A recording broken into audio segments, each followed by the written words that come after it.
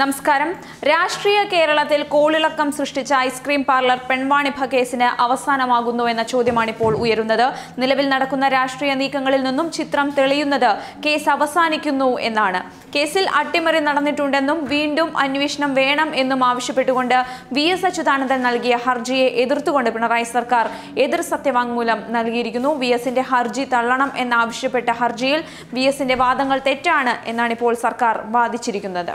കേസിൽ ആരോപണ വിധേയനായ മുൻ മന്ത്രി PK കുഞ്ഞാലിക്കുട്ടിക്ക് ക്ലീൻ ചിറ്റ് നൽകുകയാണ് പിണറായി സർക്കാർ ചെയ്തിരിക്കുന്നത്. കേസിൽ കുഞ്ഞാലിക്കുട്ടിക്ക് ക്ലീൻ ചിറ്റ് നൽകിയ അന്വേഷണ റിപ്പോർട്ട് അംഗീകരിക്കണം എന്ന് സർക്കാർ ആവശ്യപ്പെട്ടിരിക്കുന്നു. കേസിൽ ഇനി ഒരു അന്വേഷണവും ആവശ്യം ഇല്ല എന്നാണ് VS നൽകിയ ഹർജിയെ എതിർത്തുകൊണ്ട് സർക്കാർ ഹൈക്കോടതിയിൽ പറഞ്ഞിരിക്കുന്നത്.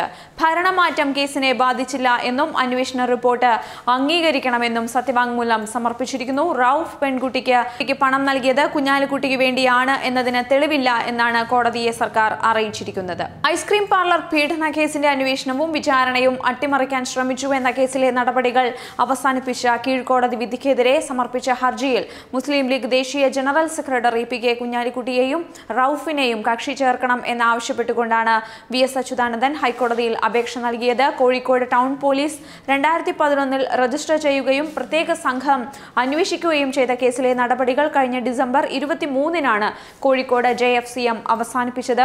അന്വേഷണം തുടരേണ്ടതില്ല എന്ന പ്രത്യേക അന്വേഷണ സംഘത്തിന്റെ റിപ്പോർട്ട് അംഗീകരിച്ചായിരുന്നു നടപടി. ഇതിനെയാണ് VS ഹൈക്കോടതിയിൽ ചോദ്യം ചെയ്തിരിക്കുന്നത്. ഹൈക്കോടതി നിരീക്ഷണത്തിൽ നടന്ന അന്വേഷണവുമായി ബന്ധപ്പെട്ട നടപടികൾ JFCM അവസാനിപ്പിച്ചത് ശരിയായില്ല എന്ന് ഹർജിയിൽ VS വാദിച്ചിരുന്നു. പോലീസ് റിപ്പോർട്ടിലെ ഉള്ളടക്കം എന്താണ് എന്ന കാര്യം ഹർജിക്കാരന് അറിയില്ല. രാഷ്ട്രീയമായി സ്വാധീനമുള്ളവർ നീതിന്യായ വ്യവസ്ഥയെ അട്ടിമറിച്ചത് എങ്ങനെയെന്ന കാര്യം പ്രത്യേക അന്വേഷണ സംഘം പരിശോധിച്ചില്ല. ഇരകൾക്ക് ലക്ഷക്കണക്കിന് രൂപയാണ് PK കുഞ്ഞാലിക്കുട്ടിയും KA റൌഫും നൽകിയിരിക്കുന്നത്. കേസിലെ വിചാരണ കഴിഞ്ഞ ഉടൻ ഇരകളെ ലണ്ടനിലേക്ക് കടത്തുകയും ചെയ്തു. ഇതെല്ലാം പരിഗണിച്ച് JFCMന്റെ വിധി റദ്ദാക്കണമെന്ന് ഹർജിയിൽ VS ആവശ്യപ്പെടുന്നു. നേരത്തെ കാലപ്പഴക്കം ചെന്ന കേസ് ഇപ്പോൾ ഉടൻ പരിഗണിക്കേണ്ട അടിയന്തര പ്രാധാന്യം എന്താണെന്നും ഹർജി നിലനിൽക്കുമോ എന്ന് നോക്കണമെന്നും കോടതി വാക്കാൽ പരാമർശിച്ചിരുന്നു.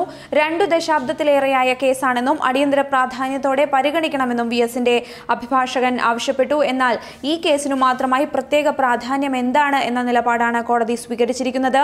കേസ് അന്വേഷണവും വിചാരണയും അട്ടിമറിച്ചതിനെക്കുറിച്ച് കുഞ്ഞാലിക്കുട്ടിയുടെ ബന്ധു റൌഫ് പത്രസമ്മേളനത്തിൽ ആരോപണം ഉന്നയിച്ചിരുന്നു. തുടർന്ന് 2011 കോഴിക്കോട് ടൗൺ പോലീസ് കേസെടുത്തു. 2011 VS നൽകിയ CBI അന്വേഷണ ഹർജി ഡിവിഷൻ ബെഞ്ച് തള്ളുകയായിരുന്നു. തുടർന്ന് സുപ്രീം കോടതിയെ സമീപിച്ചപ്പോൾ ഹൈക്കോടതി വിധിയുടെ സ്വാധീനമില്ലാതെ ഹർജിക്കാരന്റെ ആക്ഷേപങ്ങൾ പരിഗണിച്ച് ന്യായമായ നിലപാടെടുക്കണമെന്ന് കീഴ്ക്കോടതിയോട് നിർദ്ദേശിച്ചു.